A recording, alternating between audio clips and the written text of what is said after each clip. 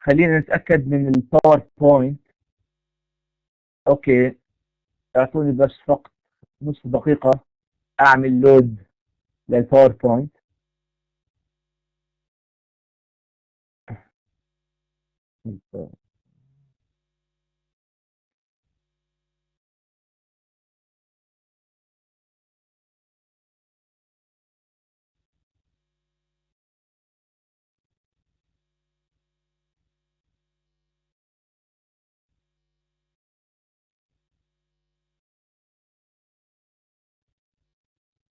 سوف تبدأ تباعا شرائح الباوربوينت بالظهور، فعند ظهورها أرجو إبلاغي أو إعلامي بظهورها. سوف يكون الأول تحديد دخل التوازن في اقتصاد مغلق مكون من قطاعين. عندما تظهر فقط أبلغوني.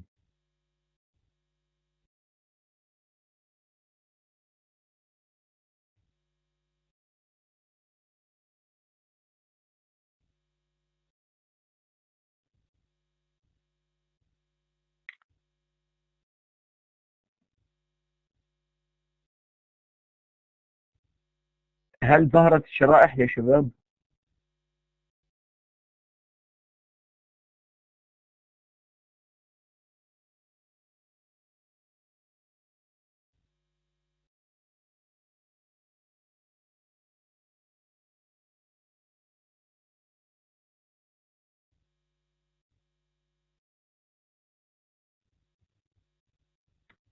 هل ظهرت الشرائح؟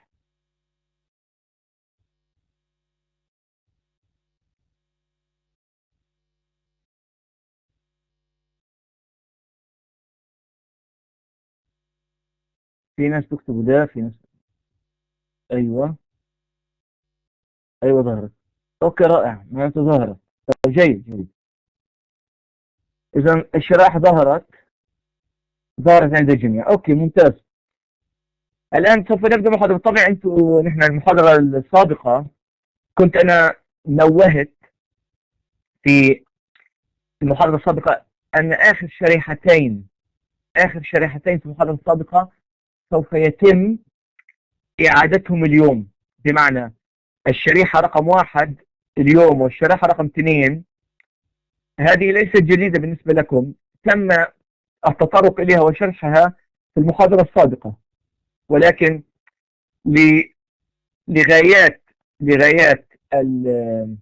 خدمة لقائنا اليوم أو محاضرة اليوم أرى أنه لابد من إعادتها مرة أخرى، بحيث نأخذ مع بعض تحديد الدخل التوازني في اقتصاد مغلق مكون من قطاعين، ثم نكبر النموذج ونأخذ تحديد الدخل التوازني في اقتصاد مغلق مكون من 3 قطاعات، اللي هم قطاع الأفراد السي الكونسومشن، وقطاع رجال الأعمال الاي الانفستمنت، ونضيف لهم القطاع الحكومي. بصير عندنا اقتصاد مغلق ب3 قطاعات. في نهاية المحاضرة اليوم آخر موضوع هناخده حيكون اللي هو تحديد الدخل التوازني في اقتصاد مفتوح مكون من 3 قطاعات، ألا وهي أو من 4 قطاعات سوري، اللي هم ال3 اللي ذكروا آنفا، ونضيف لهم القطاع الخارجي أو قطاع الصادرات والواردات كما سوف نرى لاحقا. الآن نبدأ المحاضرة ونعيد ما أخذناه في المحاضرة السابقة كتذكير.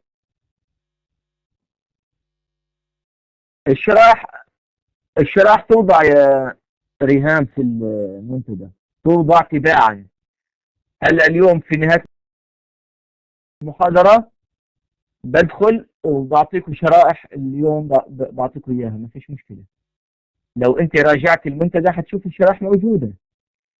أوكي، هاي شرائح اليوم حتنزل في المنتدى زي ما نزلت الشرائح السابقة جميعها. اللي هو اللقاء الأول واللقاء الثاني واللقاء الثالث موجودة في المنتدى. حتدخلوا اليوم حتجدوا هذول الشرائح في، أتوقع في بنزلها عادة في منتدى الأسئلة والمناقشات عشان تعرف وين شرائح توضع في منتدى الأسئلة والمناقشات. الثالث ما نزلت؟ لا نزلت يا سعد، الثالث نزلت، اللقاء الثالث نزلت. نتضلل روح على منتدى مش المنتدى العام، انت رحت على المنتدى العام، روح على منتدى الأسئلة والمناقشات بتلاقيه في منتدى الأسئلة والمناقشات. مش المنتدى العام، عندك منتديين انت، المنتدى العام والمنتدى نزل. هاي مين هذا؟ سمر تحكي نعم نزلت في منتدى الأسئلة والمناقشات. أما أنت إذا كنت ذهبت إلى منتدى العام لن تجده في المنتدى العام. أنا بنزل دائما في منتدى الأسئلة والمناقشات أوكي، يعطيكم العافية. طيب الآن نبدأ المحاضرة على بركة الله. بالطبع احنا حكينا هذه المحاضرة أخذناها سابقا كما ذكرت.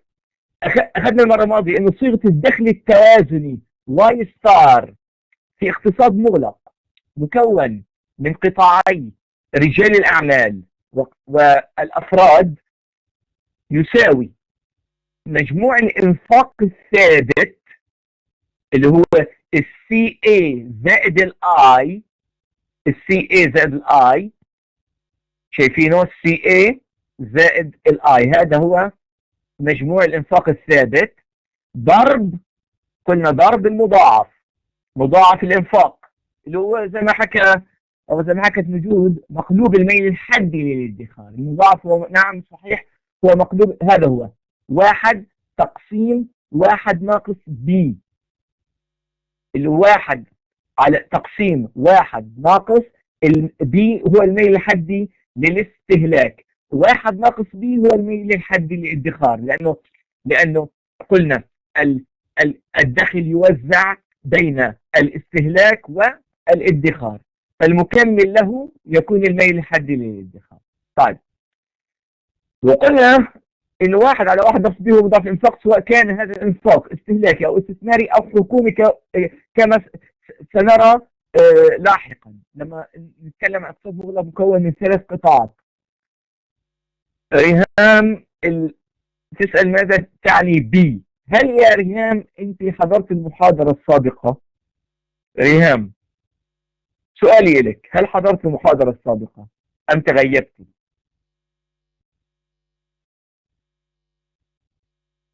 المحاضرة السابقة ريهام؟ لا للأسف لا، لأني لم أنتبه لها.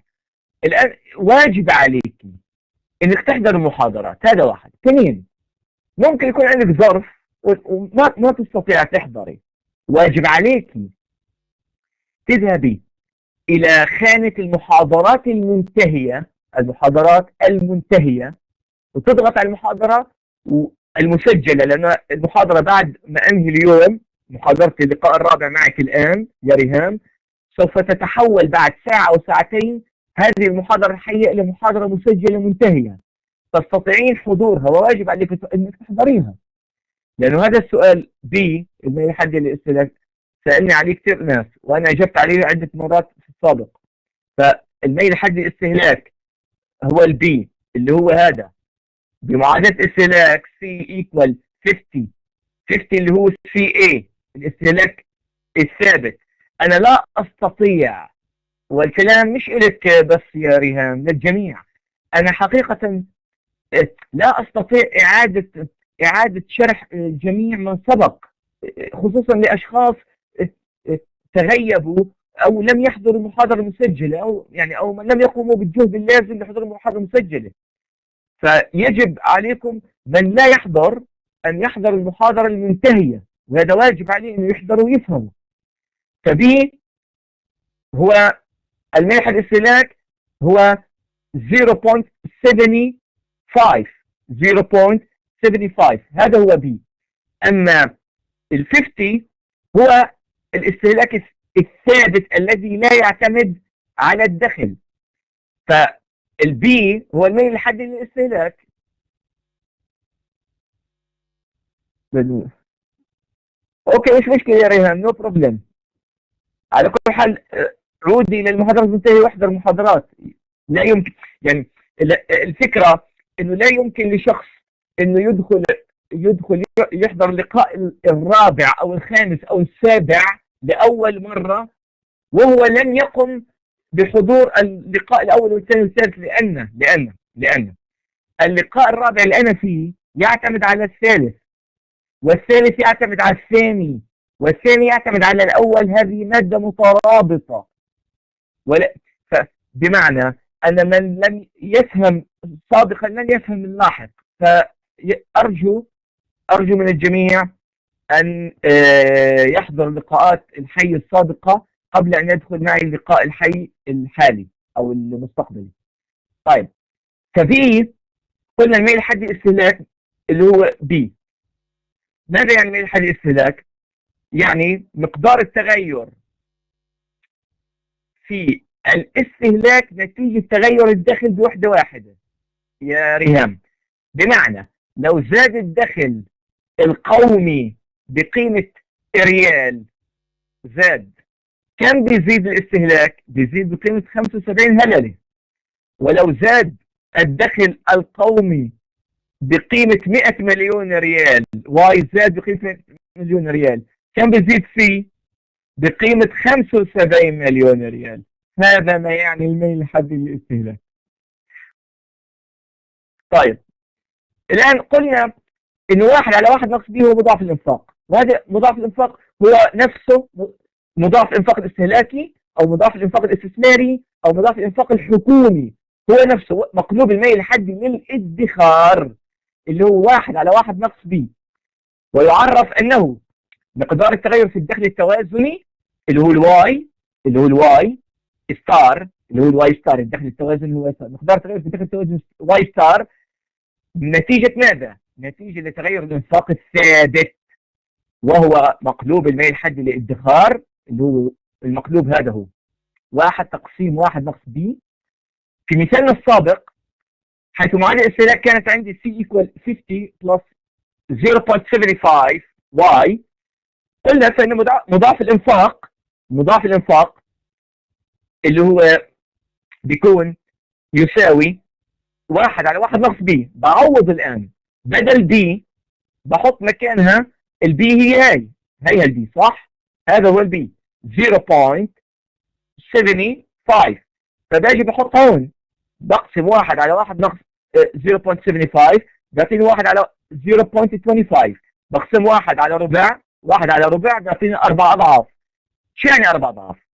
4 أضعاف يعني أنه لو زاد الإنفاق مثلا الاستثماري أو الاستهلاكي أو حتى الحكومي بقيمة 100 مليون ريال أو 100 ريال أو ريال، فلو زاد بمقدار 100 ريال فسوف يزيد الدخل بمقدار 400 ريال. ولو زاد الإنفاق مثلا الحكومي بمقدار 100 مليون ريال فسوف يزيد الدخل القومي التوازني بمقدار 400 مليون ريال، وهكذا. هذا ما يعنيه.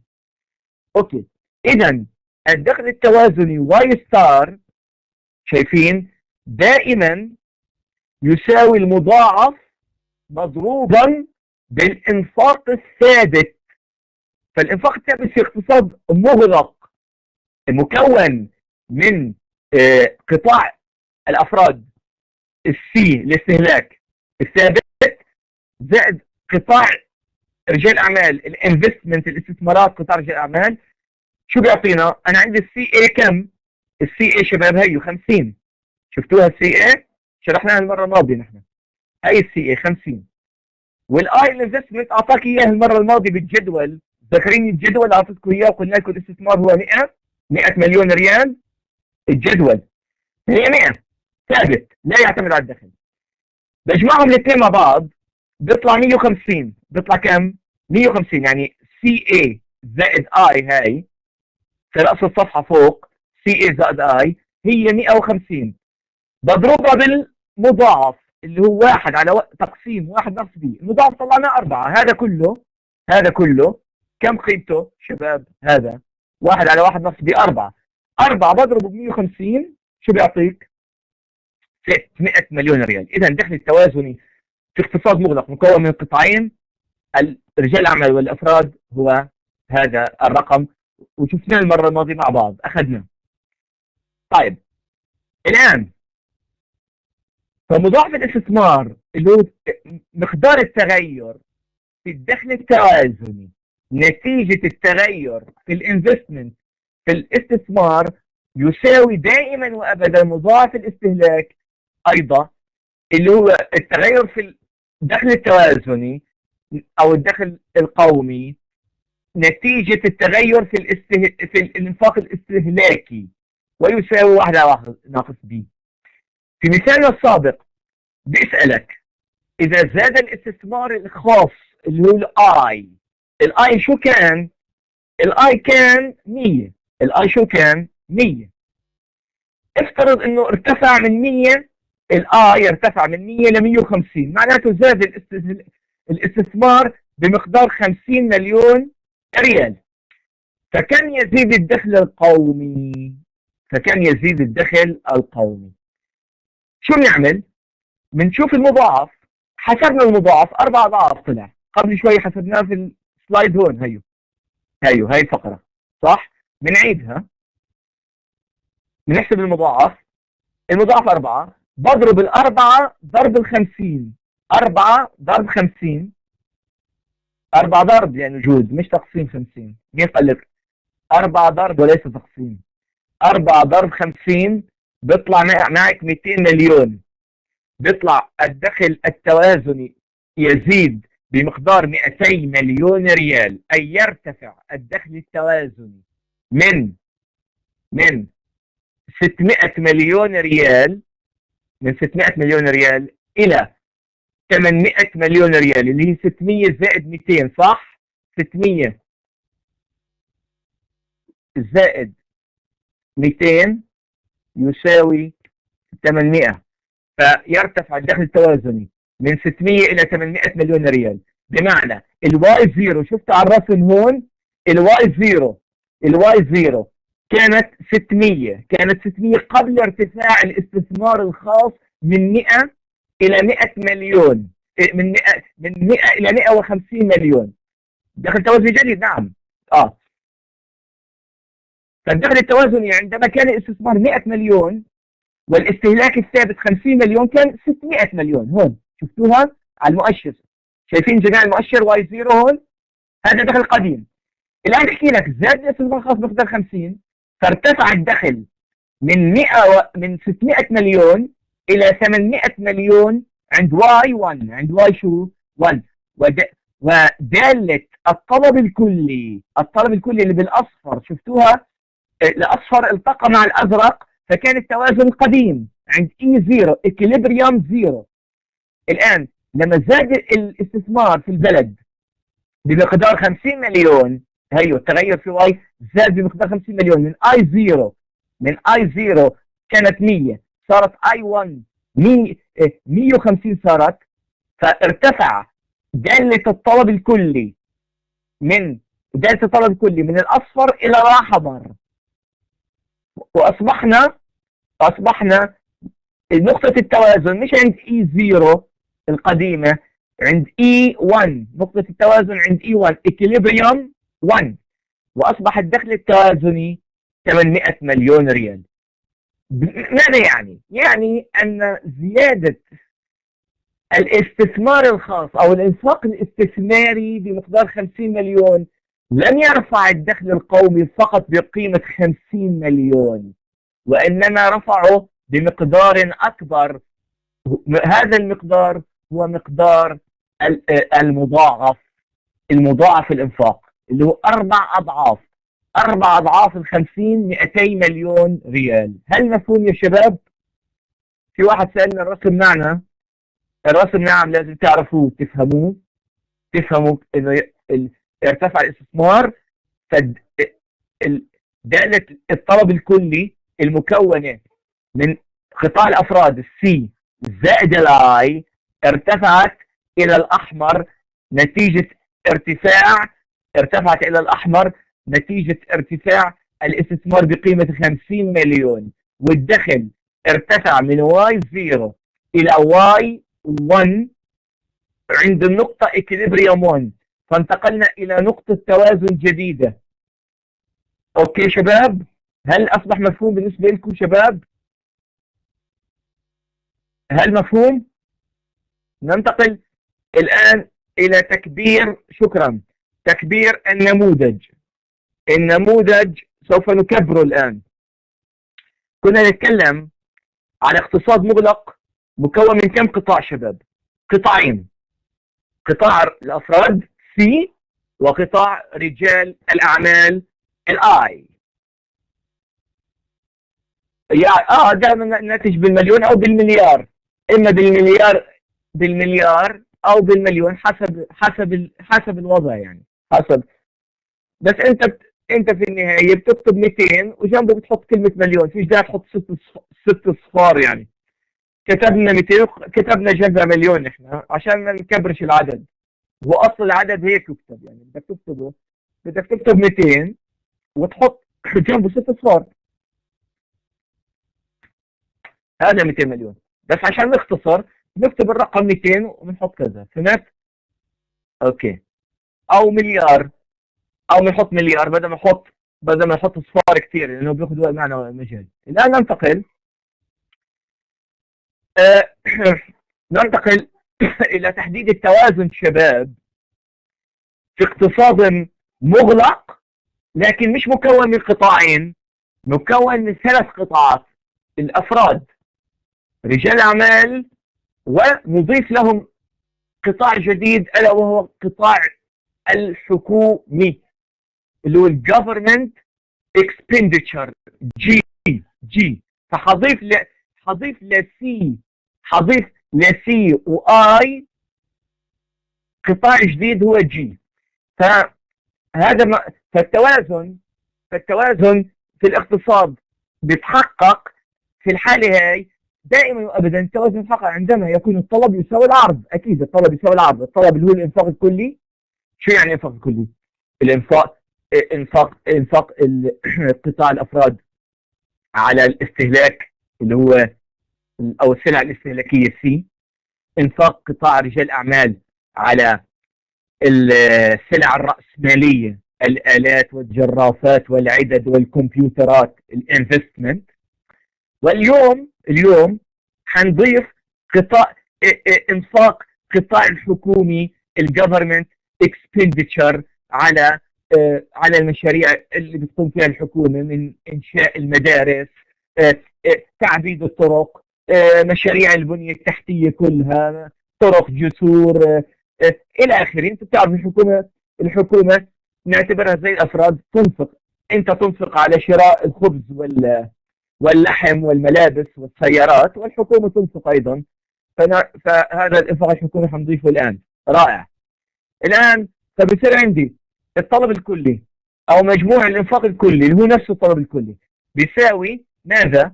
بيساوي العرض الكلي، والعرض الكلي من السلع والخدمات هو الانتاج الكلي من السلع والخدمات في الاقتصاد. فالاجريجيت سبلاي ايكوال اجريجيت ديماند. اجريجيت سبلاي اختصارها اي اس، والاجريجيت ديماند اي دي. فالاي اس هو الانتاج، الواي او الانتاج هو نفسه الدخل. انتم عارفين في المحاضره الاولى قلنا الانتاج هو نفسه الدخل، وهو نفسه ماذا؟ مين بيعرف؟ الانتاج يباع من قبل الشركات هو يولد دخلا. فالانتاج هو نفسه الدخل، والدخل هو نفسه الانفاق. هو نفسه مين؟ الانفاق. لانه الدخل، الانتاج يباع ويولد دخل، والدخل يعطى لعناصر الانتاج، يوزع من قبل الشركات على عناصر الانتاج. العمال يتقاضون اجورا او رواتب، والرأس المال يتقاضى الفوائد، والتنظيم يتقاضى الأرباح، وأصحاب العقارات المقام عليها المشاريع يتقاضون الأجور أو يتقاضون الإيجارات أو الريع. وبعد ذلك هذا الدخل يصرف مرة أخرى على من قبل قطاع الأفراد أو مالكي عناصر الإنتاج، ينفق مرة أخرى على السلع والخدمات. وإذا الإنتاج يولد دخلا، والدخل يولد إنفاقا. مفهوم؟ طيب، فإذا هذا التوازن، الدخل والإنتاج والإنفاق يساوي. نعم، كلام سليم يا رحمة. الآن ننتقل إلى إنفاق الحكومي اللي هو الجي. قلنا مثل الإنفاق الاستثماري الآي ثابت أي مستقل، لا يعتمد على الدخل. لا يعتمد على ماذا؟ على الدخل، على عكس الاستهلاك. شوفوا معي الاستهلاك، هيدا الاستهلاك شفتوها؟ الاستهلاك جزئين قلنا، جزء لا يعتمد على الدخل اللي هو الاستهلاك الثابت، ال50 هاي السي اي، الاستهلاك الثابت هاي، شفتها السي اي؟ السي اي اوتونوميوس كونسامشن، الاستهلاك الثابت ال50 مليون، هذه لا تعتمد على الدخل. حتى لو كان دخلك صفرا فأنت لن تتوقف عن الأكل والشرب. أوكي؟ وحكينا في المرة الماضية. وجزء آخر في الاستهلاك يعتمد على الدخل، هي واي، هذا الواي هو الدخل، صح؟ فالجزء لا يعتمد على الدخل، والجزء يعتمد على الدخل.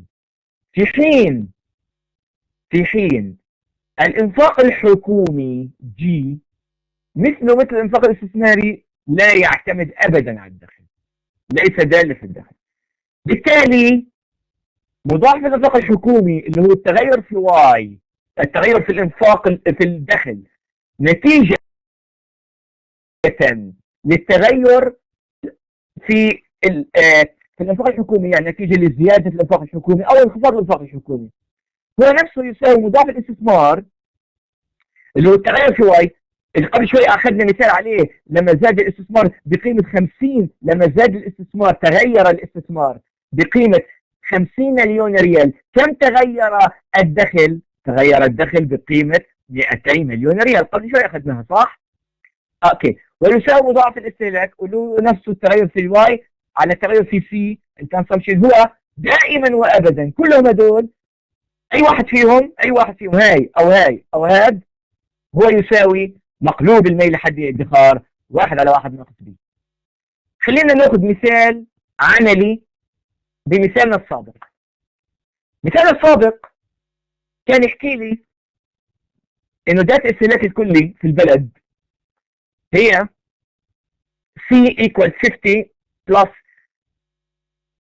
لما احكي 50 يعني 50 مليون، يعني بدنا نحط مليون جنبها، ف 50 plus 0.75 ضرب واي، حيث CA الاستهلاك الثابت الذي لا يعتمد على الدخل 50 مليون، والاي الانفستمنت الثابت او الاستثمار القطاع الخاص 100، ومجموعهم 150 اللي هو مجموع CA زائد I مجموعهم 150. بالتالي كان عندي سابقا الدخل التوازني واي ستار 150، هي هون بالشريحة اللي أنا شرحتها هون، هيها الأربعة اللي هي ضربتها بمين؟ بال150، هيها تحت في أسفل الصفحة. الدخل التوازني كان عندي 4 المضاعف ضرب 150، فكان عندي الدخل التوازني 600. برافو. الآن ماذا سوف نفعل؟ الآن بدنا نضيف على النموذج الإنفاق الحكومي جي بقيمة 40 مليون ريال، فكم يصبح يا ترى الدخل التوازني واي ستار؟ وكم تغير الدخل التوازني نتيجة زيادة الإنفاق الحكومي بقيمة هاي 40 مليون ريال؟ طيب، قانون الدخل التوازني في اقتصاد مغلق مكون، اللي حكى 40، مين حكى 40 ب 140؟ غلط هذا. خلينا نشوف هون. الآن هون خليكم معي شباب، ركزوا معي. أضفنا الإنفاق الحكومي، فبدك نحن حكينا الدخل التوازن في اقتصاد مغلق مكون من قطاعين مش من 3 قطاعات. شو بيساوي؟ هيو بالشريحة الأولى الدخل التوازن في اقتصاد مغلق مكون من قطاعين رجال الأعمال والأفراد هو المضاعف شايفينه مقلوب المال حد الادخار مضروب بالمجموع الإنفاق الثابت مضروب بالاستهلاك الثابت زائد الاستثمار، لأنه اقتصاد مغلق مكون من قطاعين. الآن شو بضيف له؟ بضيف له الآن جي، هون بضيف زائد اي لأنه دخلت الحكومة على الخط، بضيف هون جي، فبصير عندي واي ستار المضاعف مضروبا ب سي اي زائد اي زائد جي، ف50 زائد 100 150 هذا اخذناها سابقا ما فيش مشكله. اضفت لها الجي بضيف لها ال40، فبصير عندي بضرب الاربعه بدل ما اضربها بال150 بضربها بمين؟ بضرب الاربعه بمين؟ بال190، فبيطلع الدخل التوازني كم؟ 760 ريال، مليون ريال. شفتوا؟ مد الله يا مد الله 4 مش ب40 يا مد الله 4 ب190 تضربها مش ب40. فهمت؟ انت ضربت ب40 غلط، 4 ب40 بيطلع 160 مليون، في حين انه انت لازم تضرب 4 ب190 فبيطلع الدخل التوازن جديد. بمعنى خلينا اروح على الرسم شباب. انا كنت عندي هون في الرسم خلينا واي زيرو كانت 600 مليون، 600 شو؟ مليون. زاد الانفاق، دخلنا الحكومة على الخط بقيمة 40 مليون. لما دخلنا الحكومة على الخط بقيمة 40 مليون شباب، ارتفع الدخل التوازني من واي زيرو اللي هو 600 الى واي 1 اللي هو كم؟ خليني ارجع اشوفه، اللي هو من 600 ارتفع ل 760. ايوه 760 مليون. لقد زاد الدخل التوازني بقيمة اللي هو الجديد ناقص القديم، الدخل التوازني الجديد ناقص الدخل التوازني القديم، يعني 760 الجديد. خلينا اكتب، فانا طرحت من بعض الجديد بعد الانفاق الحكومي 760 قبل الانفاق الحكومي كان 600 ايكوال بيعطيك الفرق هو 160 160 مليون. اذا الخلاصه انه الزياده في الانفاق الحكومي تؤدي الى زياده الناتج المحلي التوازني او الدخل التوازني بمقدار 4 اضعاف الزياده في الجي اللي حكيت يا مد الله اتبع طريقه ثانيه في الحساب لكنه لم يكملها.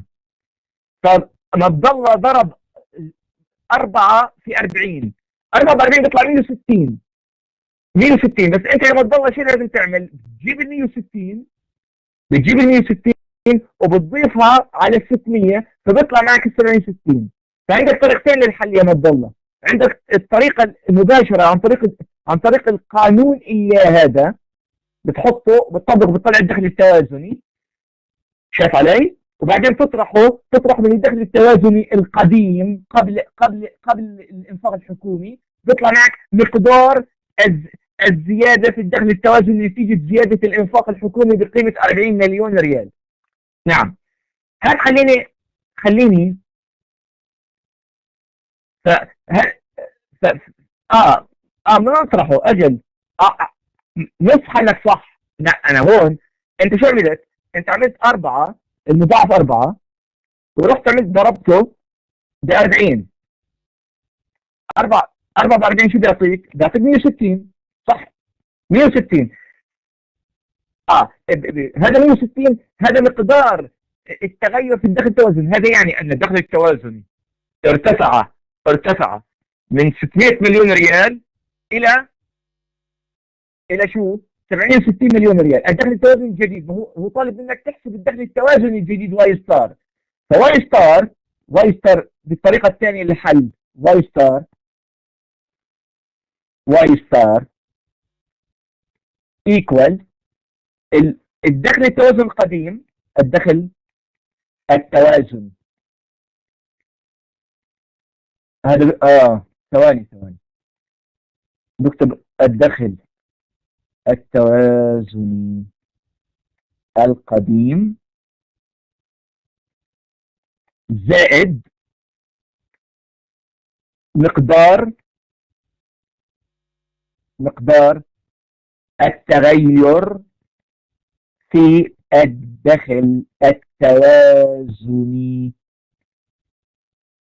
زائد مقدار التغير في الدخل التوازني نتيجة زيادة الإنفاق، سواء الحكومي. هون أنا الحكومي بمعنى واي ستار، حول هذا هون، خليك معي، واي ستار ايكوال الدخل التوازني. قلنا الدخل التوازني القديم كان 600 بلس ال 160 ايكوال 760 مليون ريال. هل مفهوم شباب الطريقة الثانية اللي اشتغلها مد الله؟ اوكي، فتستطيع مد الله تكمل طريقتك انت وتحسبها بالطريقة اللي تطلع، تاخذ المضاعف وتضربه بقيمة الانفاق الحكومي او الزيادة وطلعها، وهي طريقة كمان جيدة في الحسابات. اوكي، شكرا لكم جميعا. الان نكمل شغل. الان انتم بتعرفوا ان الحكومة عشان تنفق جي الانفاق الحكومي تجي ال 40 مليون، هاي ال 40 مليون. عادة الحكومة زي اي شخص لديها نفقات وعندها يدخلها ايرادات. عادة الايرادات او تغطية النفقات بالنسبة لاي حكومة في الدنيا تتم عن طريق الضرائب عادة، الا اذا كانت الحكومة يوجد في البلد مثلا بترول او خيرات، فعندها لا تفرض الحكومة ضريبة على المواطنين على اعتبار انه يوجد بترول، والبترول هو ملك الحكومة او ملك القطاع العام، وايرادات الدولة من البترول كافية لسد حاجاتها، فلا تلجأ الدولة بفرض ضرائب على الدخل. لكن عادة في كل الدول باستثناء بعض الدول فقط مثل السعودية ودول الخليج لا تفرض ضرائب على المواطنين، عادة الإنفاق عادة يغطى من طرف الضرائب، فالإنفاق يخرج من الحكومة ويدخل الضرائب للحكومة. أوكي، ممتاز. الآن تأثير الضرائب عكس الإنفاق الحكومي. شباب خليكم معي، تأثير الضرائب هو عكس تأثير الإنفاق الحكومي. نحن شفنا الإنفاق الحكومي لما زاد الإنفاق الحكومي شو صار بالدخل التوازني قبل شوي؟ ارتفع من 600 مليون ريال إلى 760 مليون، صح؟ الضريبة لما الحكومة تفرض ضريبة تفرضها على مين شباب؟ الحكومة تفرض الضريبة على مين؟ على الدخل، يعني صح على المواطنين، لكن الضريبة تأتي على الدخل. فبتيجي الحكومة تحكي كل شخص يبلغ راتبه 10,000 ريال فما فوق يدفع ضريبة مقدارها 5% أو 10% كضريبة دخل income taxes.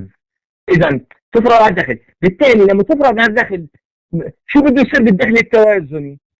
هو بده ينقص، لأنه الدخل المتاح لما أنا باخذ 10,000 ريال اليوم، فجأة جاءت الحكومة وقالت بدنا نفرض 10% على الدخل. شو صار الدخل المتاح تبعي؟ الدخل المتاح تبعي الديسبوزال انكم قل، بطل 10,000 صار 10,000. الواي بالازرق 10,000 ناقص الضريبه اللي بدفعها للدوله. فاذا الدوله فرضت علي مثلا 10%، ال 10,000 كم بدي ادفع منهم؟ 1000 للدوله. اذا الدخل المتاح المتبقي لي لكي انفقه على السلع والخدمات سوف يصبح مش 10,000، سوف يصبح 9,000. اذا قل. لما يقل الدخل شو بيصير بإنفاق الناس على السلع والخدمات، سوف يقل إنفاق الأفراد على السلع والخدمات. لما يقل إنفاق الأفراد على السلع والخدمات، شو بيصير بالطلب على السلع والخدمات؟ الطلب بده يقل. لما يقل الطلب على السلع والخدمات، الشركات شو حتعمل؟ حتقلل الإنتاج. ما هو لأنه الطلب لما يقل على السلع والخدمات شو بيصير بالأسعار؟ لما الطلب يقل على السلع والخدمات شو بده يصير بالأسعار؟ بدها تقل. لما يقل الأسعار شو بيصير بأرباح الشركات؟ أرباح الشركات بدها تقل. لما يقل أرباح الشركات شافت الطلب قل وأرباحها قلت، بتقول لك أنا ليش أنتج شيء لا يباع؟ فبدها تخفض إنتاجها. وقلنا أن الإنتاج ما هو إلا الدخل، إذا يقل الإنتاج ويقل الدخل، التوازن. مفهوم التحليل؟ ويقل التوازن، نعم. الآن تخفض هو يختل التوازن، وجود يختل التوازن، لكن يعود التوازن لما الشركات تخفض الإنتاج. لما الشركات شو تعمل؟ بتخفض الإنتاج، بنعود للتوازن. لكن بنعود للتوازن، شوفي خليني أعود لك الرسم.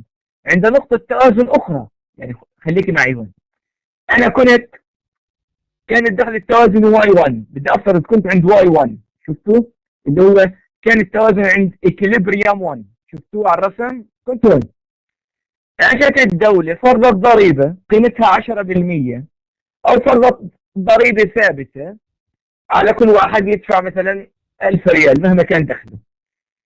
نزل الدخل المتاح، قل الطلب لما قل الاستهلاك، سي قل، ننتقل من الأحمر اللي هو دالة الطلب الأحمر، تنزل إلى الأصفر نتيجة زيادة الضريبة. برافو. والدخل التوازني ينخفض من واي 1 إلى واي 0، من واي 1 إلى إيش؟ إلى واي 0. فهمت علي؟ طيب، لكن في اللحظة اللي هون كنت أنا عند الإكليبريم 1، كان الدخل التوازني واي 1 كان مثلا 800 مليون ريال مثلا، او 600 مليون، اللي هو فرضنا ضريبه. لما فرضنا الضريبه شو صار مباشره؟ صار انه نزلنا بالطلب الكلي نتيجه الاستهلاك نزل، فنزلنا. الان عشان نعود للتوازن شو بصير بقطاع المنتجين؟ بصير يخفضوا انتاجهم مع بال نعود لنقطة توازن جديدة. صار اختلال في التوازن هون، لكن عدنا للتوازن مع مرور الوقت. يعني مع مرور الوقت تاخذ شوية وقت العملية ونعود للتوازن. اوكي شباب، خليني اعود. الان شو يصير في الدخل التوازني في اقتصاد مغلق مكون من 3 قطاعات: الافراد، رجال الاعمال، والقطاع الحكومي، في ظل وجود الضرائب الثابتة على الدخل. نحن قبل شوي الدخل التوازني واي ستار بدون ضرائب كان واي ستار كان المضاعف مضروب ب سي اي زائد اي الاستثمار زائد الانفاق الحكومي، وكان 760 مليون ريال. منيح، كان هيك. طب الان دخلت الضريبه على الخط، دخلت الضريبه على مين؟ على الخط نفسه، شايفينه؟ بس شو صار؟ طرحت حطيته بالسالب. ليش حطيته بالسالب؟ التاكسز، تي يعني تاكسز، ضرائب، اللي هو ماينس بي تي، نفس السابق. هيو شايفينه نفسه، لكنه خصمت منه الدخل التوازني، خصمت منه مقدار الضرائب، لانه الضريبه تقلل الدخل. قلنا الضريبه عكس هي فوق، تاثير الضريبه هو عكس تاثير الانفاق الحكومي، فبتنزل بالسالب. اذا في الحاله هاي السالب بي، شايفين السالب بي؟ لو طلعتها برا أنا، لو طلعتها برا وضربتها بالواحد شو بتصير؟ بتصير سالب بي. بتصير عندك مضاعف الضريبة الإجمالية الثابتة هو مقدار التغير في الدخل نتيجة تغير الضرائب الإجمالية الثابتة. التغير في الدخل نتيجة التغير في الضريبة هو ناقص بي على واحد ناقص بي، في حين في حين في حين أن مضاعف الإنفاق هو واحد على واحد ناقص بي، أما مضاعف الضريبة هو ناقص بي على واحد ناقص بي. ليش؟ لأنه هذا الواحد لما أضربه بسالب بي، لما أضربه بسالب مين؟ بي، بيعطيك سالب بي فوق، صح؟ وتحت واحد على ناقص بي. برافو. أيوة ممتاز. فهذا هو مضاعف الضريبة. أما مضاعف الإنفاق هو واحد على واحد ناقص بي اللي أخذناه سابقا. ممتاز. طب خليني أخذ مثال على الضريبة.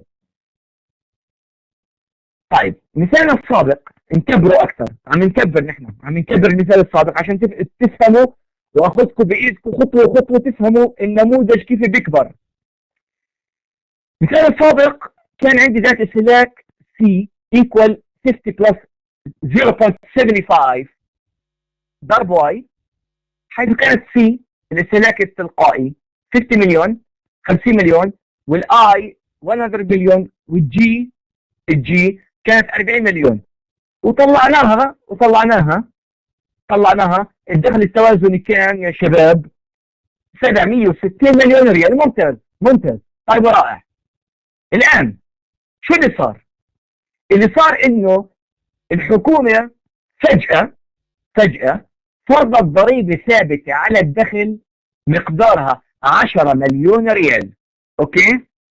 اجت حطت ضريبة على الدخل قيمتها 10 مليون ريال. بسألك ما تأثير ذلك على الدخل التوازني اللي هو واي ستار؟ ما تأثير ذلك؟ نحن قلنا اكيد بده يقل، اكيد، بس بدي اعرف بكم بده يقل، قيمة كم بده ينخفض. هو الدخل التوازني كان 760 مليون، فكم بده ينزل؟ الان خليك معي عشان تعرف كيف تحل. لازم الخطوتين تحله بخطوتين. الخطوة الأولى لازم تحسب، إذا ما كنتش حاسب لازم تحسب الدخل التوازني قبل فرض الضريبة اللي هي 10 مليون. الدخل التوازني قبل فرض الضريبة أعطيتكم إياها وحليناها مع بعض وبنعيدها. قانون الدخل التوازني أعطيتكم إياها هون بالسلايد رقم 4. هيو الواي ستار ايكوال 1 على 1 ناقص بي في اي زائد اي زائد جي، صح؟ هذا بدون فرض ضريبه. فبحسبه، خلينا اروح على الشريحه. شايفين؟ فواي ستار هيو بعوض 1 ناقص بي، البي هيو 0.75 بيطلع 4، اكيد بده يطلع 4. سي اي اللي هي 50 سي اي، الاي 100 مليون، الجي equals 40 million. So I will add 50 plus 100 plus 40, so I have 190. بضربهم بعض بعطيك 760 مليون ريال. هون بيطلع عندك الدخل التوازني شباب. هذا حسبناه سابقا، ما عندناش مشكله. الان الخطوه الثانيه، الحكومه دخلت على الخط وفرضت عليه ضريبه على الدخل قيمتها 10 مليون. فبسألك ما تأثير ذلك على الدخل التوازني؟ أحد الأشخاص قال إنه انخفض الدخل، بده ينخفض الدخل التوازني، صح؟ بمقدار كم بده ينخفض الدخل التوازني؟ هذا هو السؤال. هل سوف ينخفض الدخل التوازني بقيمة 10 مليون فقط أم أكثر من 10 مليون سوف ينخفض؟ غلط نطرحها من 10 مليون يا نجوم، غلط نطرحها غلط، لأن الدخل التوازني سوف ينخفض بقيمة أكبر من 10 مليون. 10 مليون ضرب قيمة المضاعف الضريبة. أيوة، زي تماما لما قبل زدت الإنفاق الحكومي بقيمة 40 مليون، كم زاد الدخل التوازني؟ زاد بقيمة 4 أضعاف، ألا وهو 4 ضرب 40 زي ما حكى أخونا عبد الله، 4 ضرب 40 160، فارتفع الدخل مش بقيمة 40 مليون، ارتفع بقيمة 160 مليون، ارتفع من 600 مليون ل 760 مليون. والآن الضريبة اللي فرضت على الدخل يا شباب بقيمة 10 مليون لن تخفض الدخل التوازني من 760 إلى 750، لا مش بقيمة 10، هتخفضه بقيمة أكبر من هيك اللي هي 10 ضرب مضاعف الضريبة. ضرب مين؟ مضاعف. هنشوف مع بعض. فالخطوة الثانية نحسب زي ما حكى أو حكت الأخت سامية العتيبي، الأخت سامية العتيبي حكت نضرب ناخذ الدخل التوازني أعطيتكم إياه قبل شوي في سلايد قبل. هيو الدخل التوازني في ظل وجود الضرائب الثابتة على الدخل. هيو هي صيغته، باخذ صيغته بحطها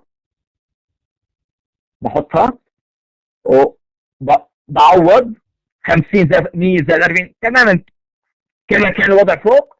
بضل عندي ناقص بي كم؟ 0.75 بي اللي هي 0.75 اللي هي بي برضه بي هون 0.75 وبي هون ناقص بي هي ايضا 0.75، فماينس 0.75 ضرب تي. كم قيمة الضريبة؟ 10 مليون، فالتي تاكسز 10، فبضربوا بعض، فهذا بيطلع عندي 7.5 صح؟ لأنه هاي 7.5 اوكي، وبطرحوا من بعض انهم 50 زائد 100 150 150 زائد 40 190 190 ناقص 7.5 بيعطيك 182.5 تضرب 4 فبيطلع عندك الدخل التوازني الجديد الا وهو 730 مليون ريال. هذا يعني ان الضريبه التي فرضتها الحكومه بمقدار 10 مليون ريال قد خفضت الدخل التوازني بمقدار 30 مليون، خفضته من 760 إلى 730. فبطرح 760 الدخل 730 ناقص 760 الدخل التوازن الجديد صار عندي 730، بطرح من القديم اللي هو 760 قبل الضريبة، فبيطلع عندك ماينس 30 مليون صح؟ الجديد 730 ماينس القديم 760 بعطيك. الآن في طريقة ثانية للحل شباب، في طريقة ثانية للحل عن طريق استخدام المضاعف الضريبي مباشرة. طريقة ثانية للحل شفتوها؟ بالخطوة الثانية. الخطوة الأولى لازم نحسبها، الخطوة الأولى كنا بنحسبها، نحسب الدخل قبل فرض الضريبة بيطلع 660 ما عنديش مشكلة. بالخطوة الثانية في طريقة للحل كالتالي. الخطوة الثانية نحسب مضاعف الضريبة. أنا أعطيتكم أن مضاعف الضريبة في سلايد هون هيو تحت، قلت لكم أن مضاعف الضريبة الثابتة هو ماينس بي على 1 ماينس بي صح؟ فبروح شباب وبحسب مضاعف الضريبة، بيطلع عندي ماينس بي، البي هو 0.75 بس بحط قبله ماينس، والواحد ناقص بي اللي هو 1 ماينس 0. ايضا 75 اللي هو ربع تحت، بيطلع تحت ربع، فبقسم 0.75 بالماينس على 0.25 بيطلع عندك شو؟ ماينس 3. ماينس 3 لانه الضريبة مضاعف ضريبة الدخل، الضريبة تخفض الدخل ولا ترفعه، تخفضه. باجي بعمل مقدار الانفاق في الانخفاض في الدخل، شو بيكون يساوي مقدار الانخفاض في الدخل؟ هو مضاعف الضريبة ماينس 3 ضرب مقدار الضريبة الثابتة ل10. هذا يعني أن الدخل التوازني اللي هو 760 سوف ينخفض نتيجة فرض ضريبة مقدارها 10 مليون ريال، سوف ينخفض بمقدار 30 مليون ريال، والانخفاض يعبر عنه بالسالب والارتفاع يعبر عنه بالموجب. إذا الدخل التوازني الجديد سوف يكون شباب الدخل التوازني الجديد ماذا سوف يكون؟ 760 صح؟ نطرح منها اللي هي 30 ماينس 30 بيطلع 38 اللي هو الحل اللي حليناه هون مباشرة عن طريق القاعدة الدخل التوازن في اقتصاد مغلق مكون من 3 قطاعات في ظل وجود ضريبة. هذا هو صح؟ طلع معي واي ستار 38 هو نفس العملية. فهي داني وهي داني، بس هذول طريقتين، اللي بده يحل بالطريقة هي بيستطيع يحل، واللي بده يحل بالطريقة الثانية بيستطيع أيضا يحل. مفهوم؟ هل مفهوم يا شباب؟ في نوال بتحكي إنه الثاني أسهل. تستطيع يا نوال تحل بالطريقة الثانية، ما عندكش أي مشكلة. جميع الطرق تؤدي إلى روما، فجميع الطرق تؤدي إلى الحل سواء بالطريقة الأولى أو بالطريقة الثانية. أوكي رائع. الآن أنا تحدثت شباب عن اقتصاد مغلق في بداية المحاضرة. اقتصاد مغلق مكون من قطاعين، شفنا الدخل التوازني كيف بنطلعه، بعدين كبرت النموذج وتكلمت عن اقتصاد مغلق مكون من 3 قطاعات، أضفت القطاع الحكومي. بعدين اقتصاد مغلق مكون من 3 قطاعات، أضفت له الضرائب. والآن سوف أنتقل إلى اقتصاد مفتوح مكون من 4 قطاعات. بعد إذنك، هل يحدد الطريقة في الاختبار؟ لا تحدد الطريقة في الاختبار. في الاختبار تستطيع استخدام أي طريقة شئت، والنتيجة النهائية سوف تكون نفسها. لن تكون شيئا آخر. لن تكون شيئا آخر. مضاعف الميزانية المتوازنة لازم يكون معكم.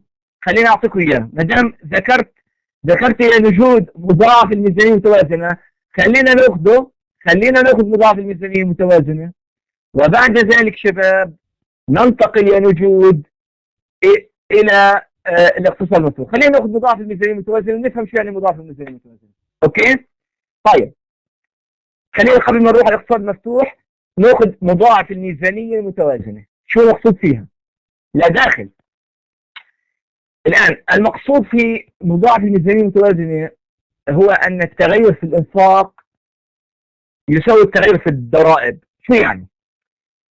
شو يعني هذا؟ يعني أن زيادة الإنفاق الحكومي بمقدار مثلا 100 مليون ريال، والممول بزيادة الضرائب بمقدار 100 مليون ريال، سوف يؤدي إلى زيادة الدخل التوازني أو القومي التوازني بمقدار 100 مليون ريال.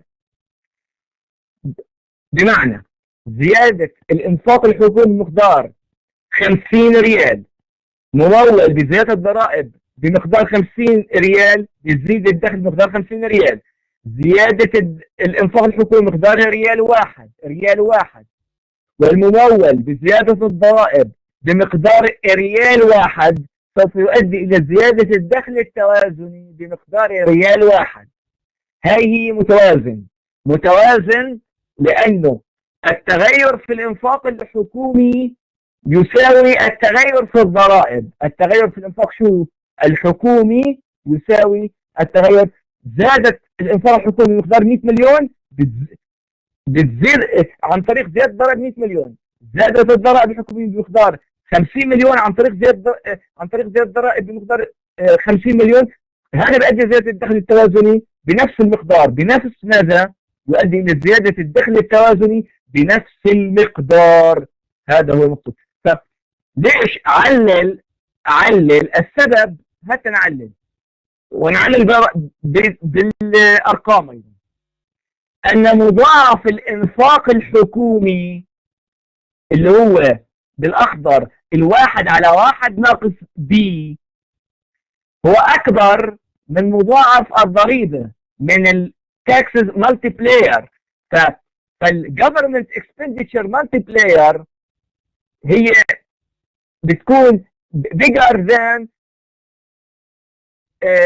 taxes multiplier اللي هو بالاحمر حاطط لك اياه، اللي هو -b/1 -b.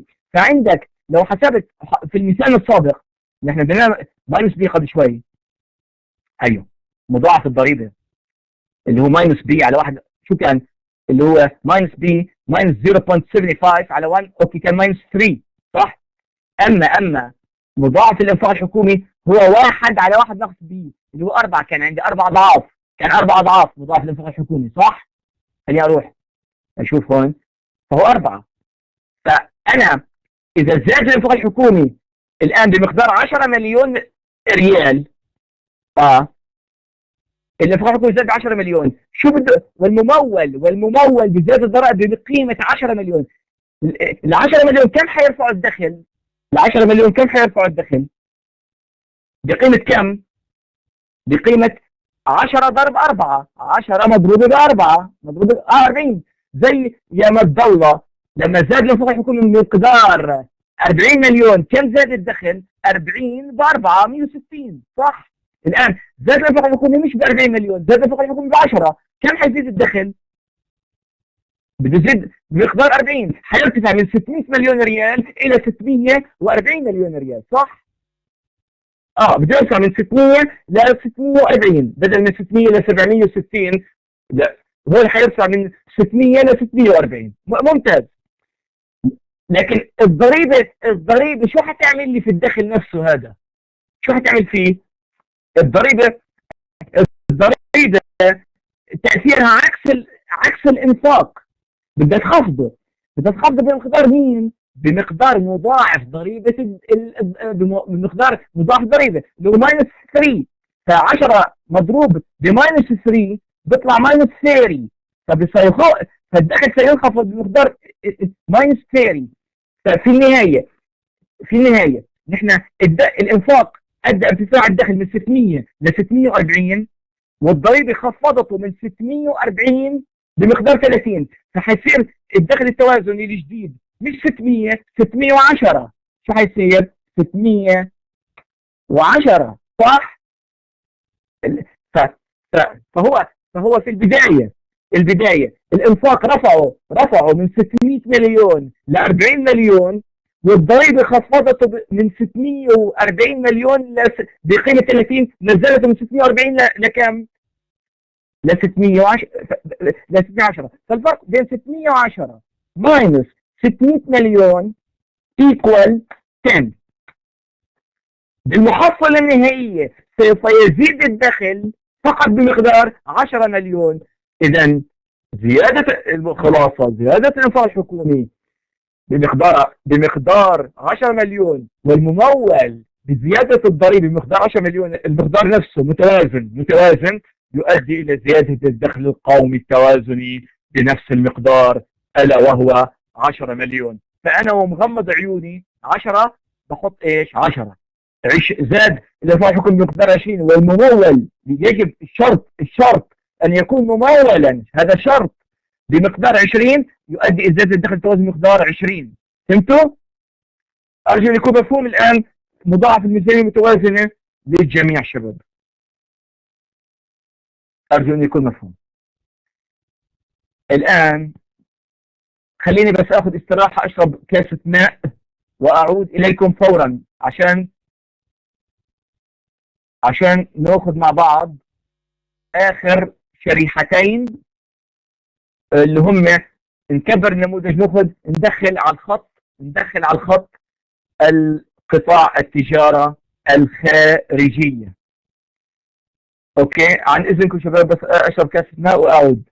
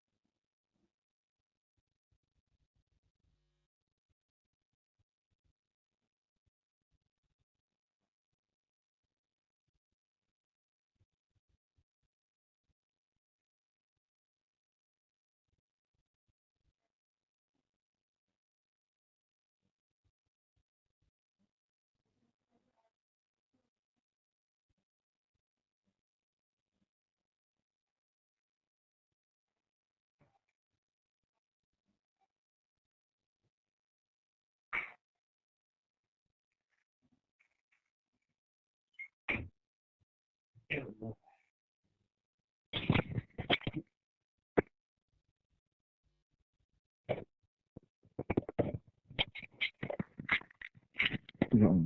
عليكم مرة أخرى. طيب الآن تحديد التوازن الكلي في الاقتصاد قلنا مفتوح. سوف نضيف الآن إلى نموذجنا السابق فقط قطاع تجارة خارجية اللي هو النت اكسبورتيشن، بحيث يصبح كالآتي. التوازن، نحن خلينا أعود للشريحة لما كان اقتصاد بثلاث قطاعات، أتوقع شريحة رقم 4 ولا 3 maybe let me see.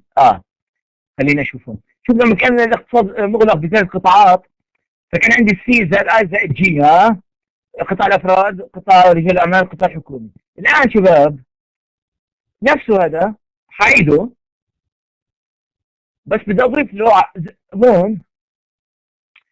شايفين بصير سي الاجريت ديماند او الانفاق الكلي، انفاق قطاع قطاع الافراد زائد انفاق قطاع رجال الاعمال زائد انفاق القطاع الحكومي زائد النت اكسبورتيشن اللي هو الانفاق الخارجي. الانفاق الخارجي اللي بيشمل اكس ماينس ام.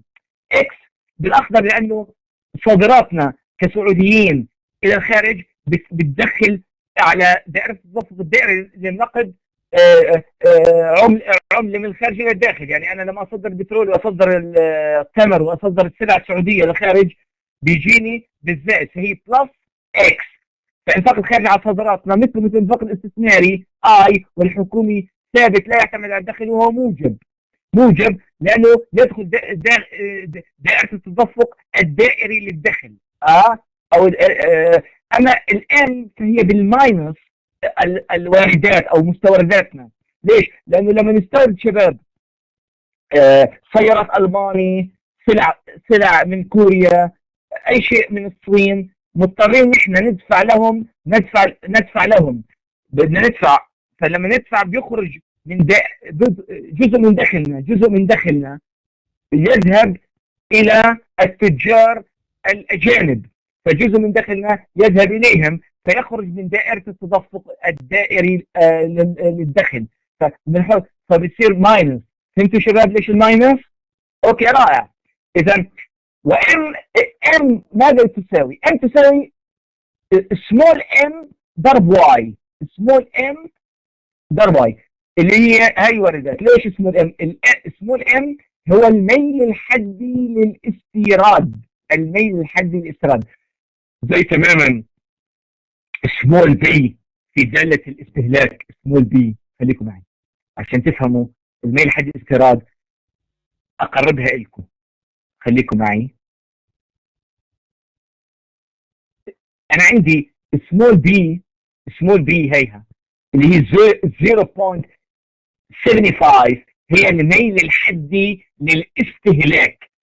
ماذا تعني؟ كانت تعني مقدار، انه اذا زاد الدخل واي بمقدار ريال فهذا يعني ان الاستهلاك سوف يزيد بمقدار 75 هلله، ولو زاد الدخل بمقدار 100 مليون ريال فسوف يزيد الاستهلاك بمقدار 75 مليون ريال. صح؟ هذا هو الميل الحدي مقدار. اوكي، للاستهلاك. هذا الاستهلاك في دالة الاستهلاك. الان في دالة الصادرات والواردات هون الام الميل الحدي استيراد. ماذا يعني؟ يعني اذا زاد دخلنا نحن كسعوديين بمقدار 100 مليون ريال، بمقدار 100 مليون ريال، فكم سوف تزيد مستورداتنا من السلع اليابانية أو السيارات اليابانية والكورية أو انفقنا عليهم؟ فهمت علي؟ هذا هو. فلو كانت سمول ام شباب، أنا أحطها بمثالي هذا 0.1 equal 0.1 ام، خلينا أحط ام equal 0.1 اللي هي 10%. ماذا تعني؟ هذا يعني أنه لو زاد دخلنا كسعوديين بمقدار 100 مليون ريال فإن مستورداتنا من الخارج سوف تزيد بمقدار كم شباب؟ هذا هو سؤالي. إذا كانت M equal 0.1 هذا من حيث الاستيراد، فاذا زاد الدخل النقدي السعودي بمقدار 100 مليون ريال، كم سوف تزيد مستورداتنا من الخارج؟ غلط. نعم، كلام سليم. خياط احمد خياط 10 مليون ريال. بضرب 0.10 ضرب 100 مليون ايكوال 10. بحط جنبها مليون، بكتب جنبها لانه هي بالمليون، فبكتب مليون ريال يعني. شفتوا؟ اذا هذا ما يعنيه تماما. هل مفهوم الميل حد الاستيراد شباب اصبح مفهوم لكم؟ مفهوم، ممتاز، رائع. الان ننتقل. اذا معناته اكس ناقص ام، هاي داله اكس ناقص ام برضه بختصرها انا بالنت اكسبورتيشن ان اكس. ممكن اكتبها يعني ان اكس بختصرها. خليني اكتب بالانجليزي هون. let me do it like this. ثواني بعد اذنكم. ان اكس equal x minus m. فهي x ناقص m، شايفين؟ فهي net exportation، صافي الصادرات. بطرح الصادرات ناقص الواردات، وهو الحساب التجاري. اخذتوه في اول محاضره بالمفاهيم، لما اعطيتكم المفاهيم مش اعطيتكم الحساب التجاري. شباب ذاكرين الحساب التجاري؟ اما بيكون في عجز. اذا كانت الواردات اكبر من الصادرات بيكون عجز، اما اذا كانت الصادرات اكس اكبر من الواردات بيكون فائض في الحساب التجاري. اما اذا كانوا الاثنين بيساووا بعض، الصادرات تساوي الواردات، فبيكون عندي ايش؟ الحساب متوازن في تلك الفتره. صح ولا لا؟ اخذناها في اللقاء الحي الاول، اللي حضر معي في اللقاء الحي الاول اخذناها. رائع.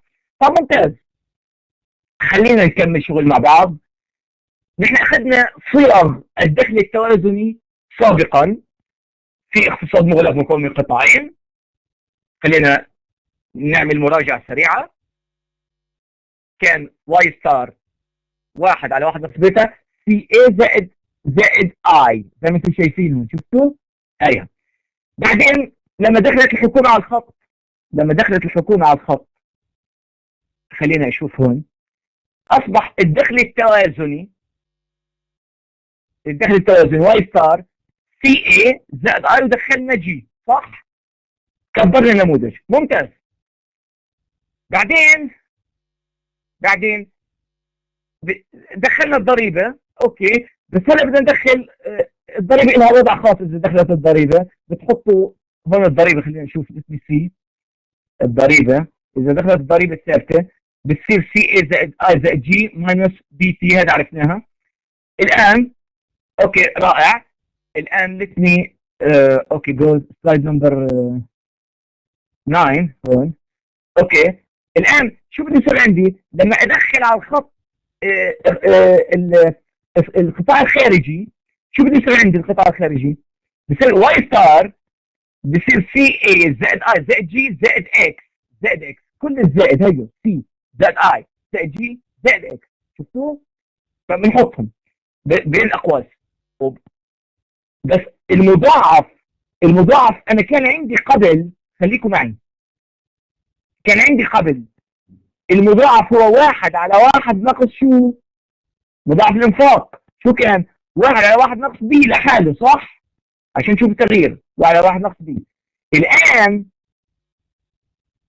سلايد نمبر 9. الان بتصير 1 على 1 ناقص بي بلس سمول ام. بلس مين؟ سمول ام. هاي شفتوها؟ هو الميل الحدي للاستيراد. هلا بي مين هو شباب؟ بي هو الميل الحدي للاستهلاك. والام ما هي؟ هي الميل الحدي للاستيراد. الميل الحدي لمين؟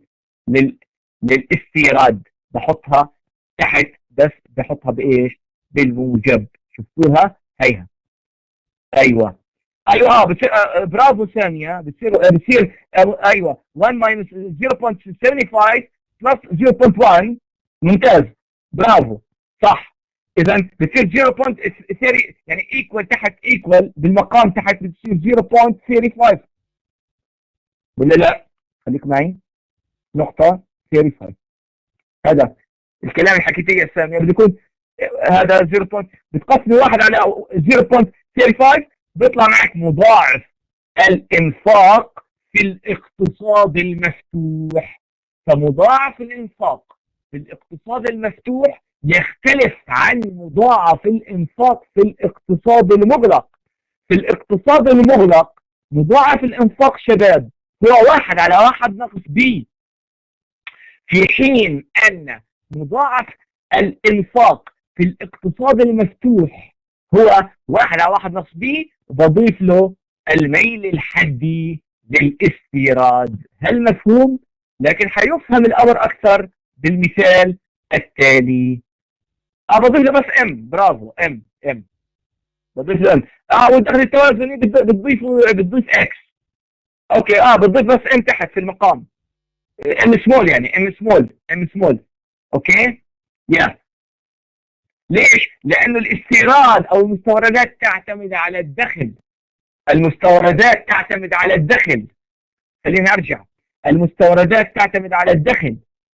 هاي ام تعتمد على الدخل، فهي ام ضرب واي. في حين ان الصادرات اكس الاخضر لا يعتمد على الدخل، مثله كمثل الانفاق الاستثماري اي، والحكومي جي، والانفاق الاستهلاكي الثابت الذي لا يعتمد على الدخل في اي. صح؟ اوكي طب ممتاز. الان اخر شريحه عشان نحكي لكم يعطيكم العافيه بالنسبه لليوم شباب.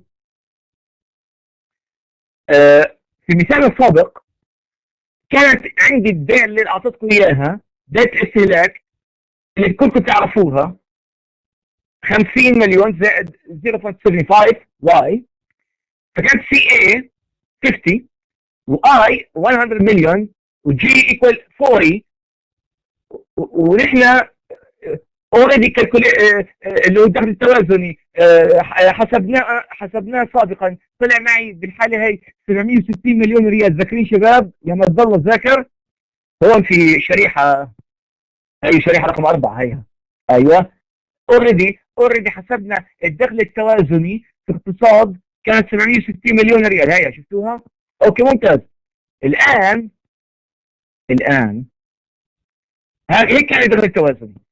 الان سوف نضيف قطاع التجاره الخارجيه من خلال الداله نت اكسبورتيشن اللي هي اكس ناقص ام. نت اكسبورتيشن هي اكس ماينس ام. قبل شوي اعطيتكم اياها. الاكس هي ال 50، شفتوها؟ هي الاكس الاخضر هاي 50، شفتوا؟ هي 50. هي لا تعتمد على الدخل الصادرات. اما وارداتنا نحن من الخارج فهي تعتمد على دخلنا نحن. اما صادراتنا للخارج لماذا مين بيعرف لماذا صادراتنا لا تعتمد على الدخل؟ مين بيعرف يجاوبني؟ تفضلوا. لماذا اكس صادراتنا لا تعتمد على الدخل؟ مين بيعرف يجاوبني؟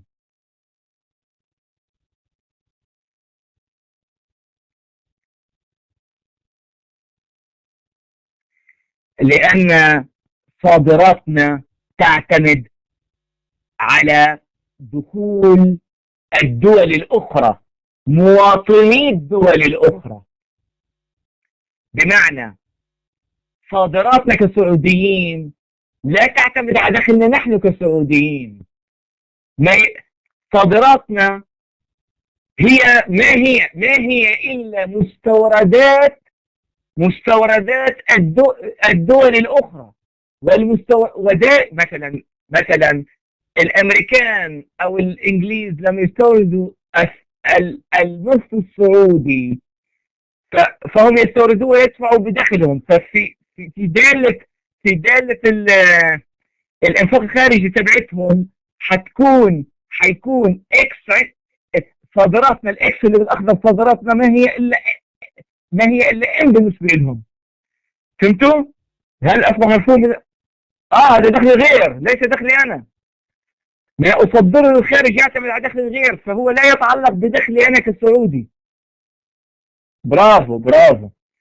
فاكس صادراتي لا تعتمد على دخلي انا كسعودي، وانما تعتمد على دخل الغير. فانا مستورداتي من الخارج تعتمد على دخلي انا الواي اللي هي. فكل ما زاد دخلي بستطيع ادفع للاخرين. مفهوم؟ طب منيح. اذا اكس ناقص ام، اكس 50 والام 0.1 والواي واي. هاي دالة ايش؟ دالة النقل. طيب بيسألك اذا اضفنا القطاع الخارجي، ودالة القطاع الخارجي هي بالاصفر 50 ناقص 0.1 واي. ال 50 هي الصادرات، وماينس 0.1 واي هي ماينس ام في واي. كم يصبح الدخل التوازني في هذه الحالة؟ كم يتغير؟ هل بيزيد او بقل؟ تفضل احسب. الحل اكيد انت بتكون حاسب. اول ما تحسب لازم تحسب الدخل التوازني قبل اضافة التجارة الخارجية. كيف تحسبه؟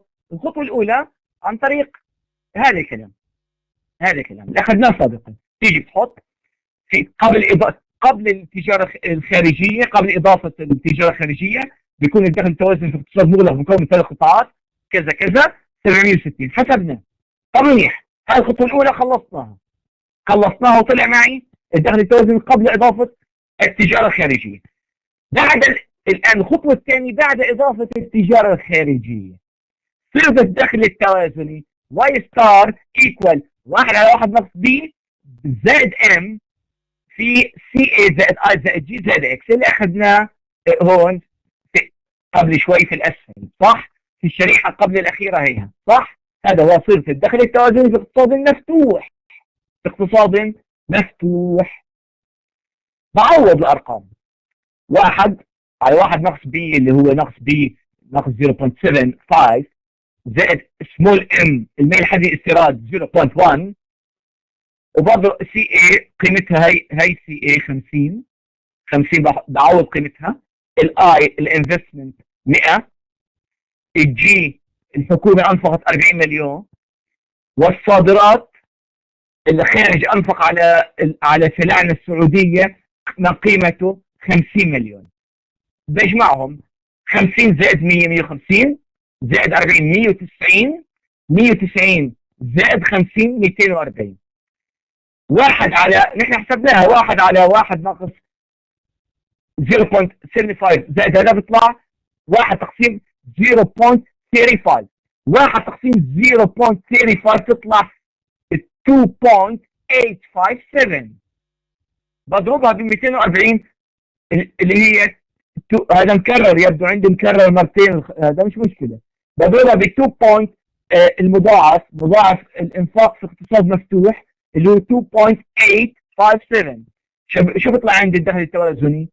بيطلع الدخل التوازني الجديد بعد اضافه القطاع الخارجي 685 مليون فاصلة و680 ألف ريال، يعني 685 مليون ريال و680 ألف. هذا تعني هنا نحط جنبها مليون، يعني تقريبا 686 مليون ريال تقريبا. اوكي، هذا يعني ان الدخل التوازني انخفض بمقدار 74.2 مليون ريال. انخفض. ليش؟ لان الدخل التوازني قبل كان 760، صح؟ فانا عندي الجديد نقص قديم دائما 685.68 ماينس 760 كان اللي القديم 760 ايكوال 74 مليون بوينت. بالسالب، سوري نسيت احط السالب، لازم احط اشاره السالب لانه 70 60 اكبر من هي، بالسالب تطلع معك بالسالب يعني انخفض. لما يطلع بالسالب يعني انخفض. اوكي جود. العدد ناخذه تقريبا. لا يعني اذا حطيت لك اياه بالكسور بتحطه بالكسور، انا اذا كان بالكسور، اذا ما كانش بالكسور زي ما هو بتحطه، زي ما بيطلع معك على الاله حاسب بتحطه. بس انا هون قربت. اوكي، هذا يعني ف... فمعناته انخفض الدخل هون بمقدار 74.32 مليون ريال، صح؟ ممتاز ممتاز ممتاز. هل المحاضرة مفهومة يا شباب؟ الله يعافيك يا سمر، الله يعافيك. شكرا جزيلا، شكرا للجميع. فأنا تعمدت أني أستخدم نفس المثال لكي أخذكم شوي شوي بإيدكم عشان نفهم النموذج ونكرره مع بعض ونفهم كيف الأمور بتمشي، سواء كان اقتصاد مغلق بقطاعين، بعدين 3 قطاعات، بعدين ب3 قطاعات مع الضرائب، قبلها 3 قطاعات بدون الضرائب، 3 قطاعات مع الضرائب، بعدين الضريبة أو الميزانية المتوازنة، وبعدين التجارة الخارجية.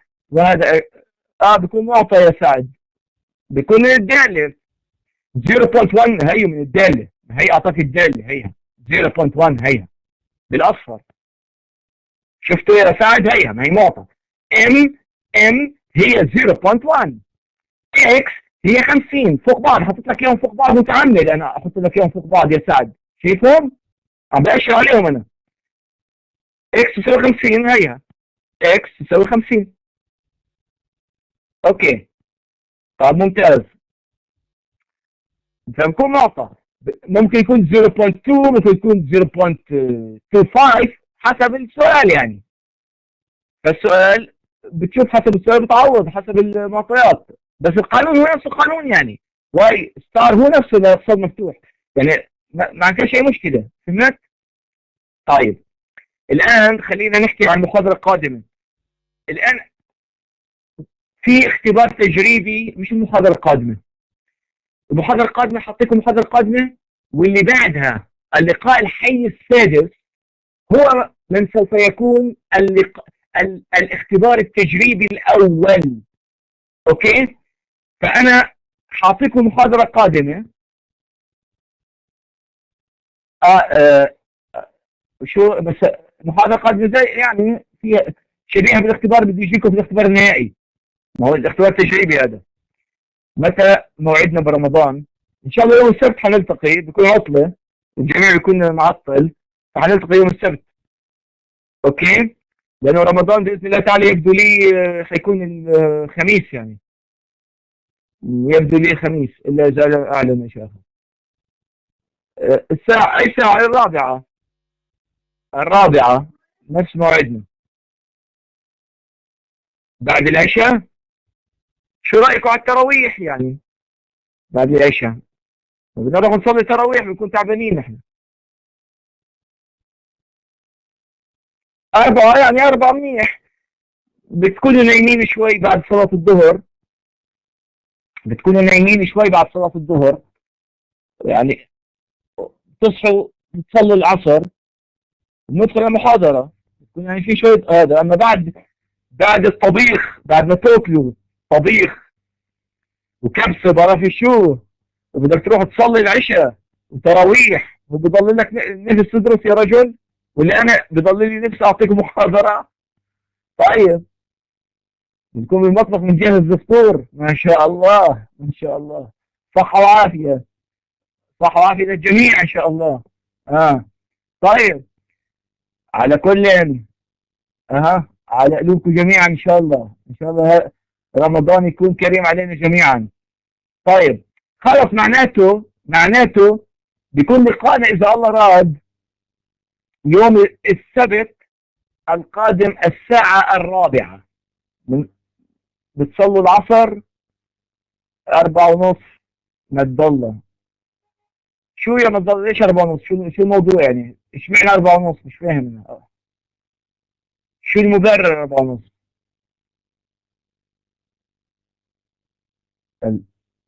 الحفر متأخر بالصلاة. أنت بالحفر، أوكي. 1:30 المحاضرة زي اليوم، هي 1:30.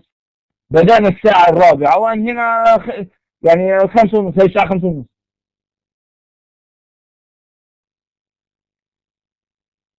آه،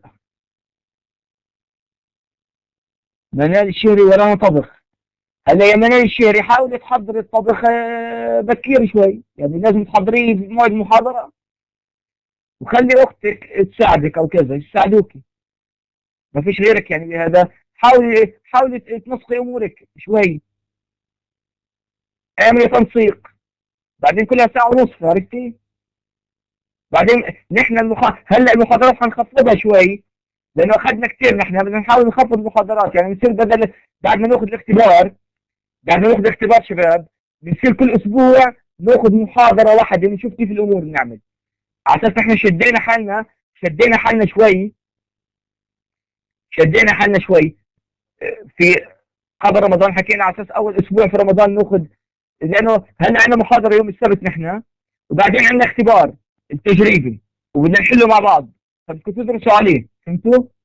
فالاختبار التجريبي بحدد فيه السبت، بس انتم لازم تكونوا عارفين انه اختبار تجريبي بيكون لغايه محاضره السبت، يعني محاضره السبت داخله في الاختبار التجريبي اللي حيعقد، فهمتوا؟ دكتور الساعه 4 ان شاء الله. يا مين هذا حكى؟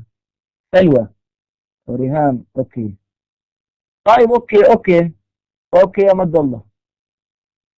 اوكي يا شريفة، حاضر حاضر. طيب اوكي خلاص ممتاز، اتفقنا. اذا لقائنا يوم السبت الساعة 4 بإذن الله تعالى، لنأخذ آخر محاضرة. أحمد خياط بفضل 4:15. طيب خلاص أنا هحط المحاضرة مش 4:15 عشان ناخذ بعين الاعتبار الباقيين. بلاش 4، خليها 4:15 يا شباب. 4:15 4:15 بنلتقي وبنحكي، بس نخلص المحاضرة في موضوع اختبار، لأن موضوع الاختبار بيكون بعد المحاضرة القادمة مباشرة، إما بيكون ثلاثاء أو أربعاء بنشوف مع بعض، إما ثلاثاء أو أربعاء بنشوف مع بعض، بنحدد مع بعض يوم السبت موعد الاختبار التجريبي. بنحدده مع بعض يوم السبت القادم. اوكي طيب شباب، انا شاكر لطفكم، وارجو ان تكونوا استفدتوا منيح من محاضرة اليوم، وهي محاضرة على درجة كبيرة جدا من الاهمية، وعليها هاي محاضرة اليوم هي على درجة كبيرة من الاهمية. هي بعيد وبأكد، لانه ممكن يجي عليها اسئلة في الاختبار النهائي. القوانين، لا القوانين شو كثير، هي قانون واحد. مين اللي حكى قانون كثير؟ خليني اعرف اسمه. مش عارف اسمه اللي حكى قانون كثير. مد الله، ما فيش غير مد الله هذا اليوم. يا مد الله القوانين مش كثيرة. القوانين هو قانون واحد. خليني ارجع لك، عشان ما دام انت سألت، هو قانون واحد. ها هو شوفوا، هذا هو. هذا في اقتصاد مغلق من قطاعين، واي ستار 1/1 سي اي الاستهلاك زائد الاستثمار. اذا دخل الحكومه على الخط سي اي زائد جي، سي اي زائد اي زائد جي، هيو تفضل، هيو نفسه سي اي زائد اي زائد جي، شفتوا؟ هيو. بعدين اذا دخلت الضريبه، كانت الضريبه دخلت على الخط اقتصاد مغلق مكون 3 قطاعات يا مد الله، فبتصير نفسه، شفتوا؟ هيو نفسه سي اي زائد اي زائد جي، لان الضريبه عمليه عكس هذا، ناقص بي تي. شايف كيف؟ اذا انت عارف الاول تعرفها. اخيرا وينه؟ اخيرا الاقتصاد المفتوح مضاعف الانفاق يختلف. بدخل مضاعف الانفاق مش 1/1 بيصير 1/1 بضيف له ام الميل حد الاستيراد، بصير سي اي زائد اي زائد جي، وبدخل اكس على الخط. بدك تعرف كيف الامور تتطور، وانا اعطيتكم اياه بشكل مبسط جدا جدا جدا. هذا لا يمكن شرحه. هذه الطريقة هي الطريقة، أنا من وجهة نظري التبسيطية هي التي يمكن أن يفهمها الطالب، لأنه عملية augmented، يعني أنا augmented approach، عملية تصاعدية بعملية الشرح. أرجو أن تكونوا جميعا استفدتوا، وأستودعكم الله جميعا الذي لا تضيع ودائعه، وإلى اللقاء يوم السبت القادم الساعة 4:15. في أمان الله.